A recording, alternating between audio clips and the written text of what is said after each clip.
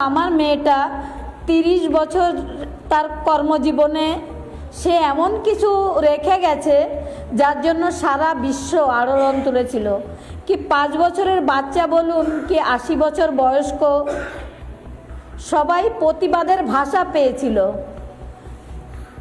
কি এমন ছিল আমার মেয়েটার মধ্যে আমি সত্যিই তখন বুঝতে পারিনি।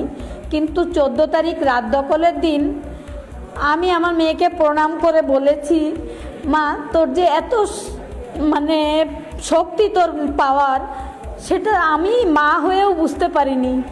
এই আন্দোলন কত ঘটনা ঘটছে, কিন্তু এরকম আন্দোলন আমার জীবনে আমি দেখিনি। তো সেই আন্দোলনটা ভেঙে দেওয়ার জন্য একটা চায়ের আড্ডাতে পরিণত হলো, আর সাধারণ মানুষরা সরে গেলেন।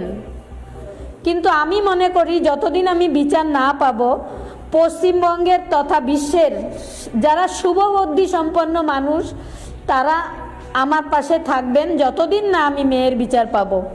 এবং শুধু আমি মেয়ের বিচার পাবো না, বাকি অভয়াদেরও বিচার আমি আনবো। বাবা মাদের সাহস যোগাবো যে ওই কিছুটা টাকা ধরবেন না, অপরাধীদের শাস্তি দিতে হলে ওই টাকাটা ধরলেই অর্ধেক বিচার ওখানেই শেষ হয়ে যায়। ঠিক ঠিক, একদমই তাই।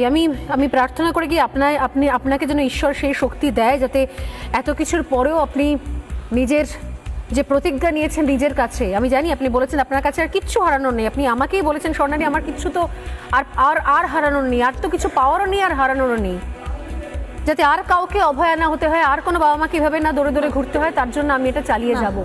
মেয়েটা আমার গোটা পৃথিবী, হ্যাঁ তার জন্য, হ্যাঁ তার জন্যই আমরা যে যন্ত্রণাটা পেয়েছি সেই যন্ত্রণাটা কোনো মা বাবা যেন না পায়। আর কোনো মেয়ে যেন তার স্বপ্ন পূরণ করতে গিয়ে তার কাজের জায়গায় এরম নৃশংস অত্যাচারের সম্মুখীন না হয়, তার জন্য আমার লড়াইটা চালিয়ে যেতেই হবে। মেয়ে যে কাজটা শুরু করেছিল, সে সাধারণ মানুষের জন্য মাফিয়াদের বিরুদ্ধে লড়াই করেছিল।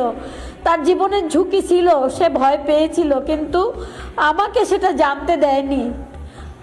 আমি জানলে হয়তো তাকে হসপিটালে পৌঁছাতে দেব না, ছেড়ে দিতে বলবো, তাই আমাকেও সে বলেনি। তাই আমার থেকে বেশি লড়াই আমার মেয়েটা করেছে। তো আমি লড়াইটা সেই জন্যই এগিয়ে নিয়ে যাব, ছাড়তে পারবো না। আমার মেয়ের নাম স্বর্ণাক্ষরে লেখা থাকবে যতদিন পৃথিবী থাকবে, এটা আমি করে যেতে চাই।